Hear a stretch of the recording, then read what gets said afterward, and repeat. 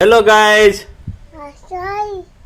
नमस्कार दोस्तों, आज सुबह सुबह उठ के लड़ुआ से मस्ती करते रहने तले डबल सोनू हमरा घरे आइल पटना से गाँव आइल बोल तो गाँव आइल बोल तो सोचल चलो पंकज भाई से मिल ले जाओ, पैर टूटल बताइल मिलल इनका चाय पानी करे नहीं हाल चाल भइल। ओकरे बाद कल चलते हैं तो भाई हम लोग बाहर छोड़ के नहीं फिर कने चलते नहीं खाना खा लेते जाए खाना लिए लिया चावल दाल रोटी सब्जी आमले हम जाए मिल के खाना खने जा खाना खने तब कोरियर वाला का फोन आइला पटना से कहता भैया हम कोरियर वाला बोलता नहीं सिल्वर प्ले बटन आइल बता कहता ना जाके गोपालगंज से रिसीव करके हम कहीं भैया गोपालगंज से रिसीव ना कर हमारा घर लिया हमारा गोपालगंज दूर हमारे गांव खाना खा के आराम करते रहे तो अजय देखो फोन आइला हमारे दोस्त यार भाई के दुबई से बात तो पहले तो मम्मी ले से तो चाय बनल चाय संग बैठ के पीनी आ जा खुशखबरी सुनाने सिल्वर प्ले बटन आवता फिर मम्मी जाए लगल से घोटा पे लड्डू साथे जाते से तो लगल से बाय करत हमको नहीं बाय गोलू राजा अनुपमा यादव को वीडियो अपलोड करे करल थाले ले कोने थंबनेल बनाए तो खूब बढ़िया थंबनेल बनावे लगने रच रच के किसन लगाता हमर थंबनेल को वाले सेव करनी वीडियो अपलोड करनी अपलोड करके देखते रहनी तब तक देखने जाए बगल में बैठ के पुराना फोटो देखता रही अपनी मम्मी के आपन हमरो का दिखावे कहते देखिए कितना बदल गए हमको बहुत बढ़िया लगता मम्मी अगले से घोटा से मटन लेके आइल भी आज मटन बनी आज बनल मटन सब जना बैठ के हमके चाप के खने जा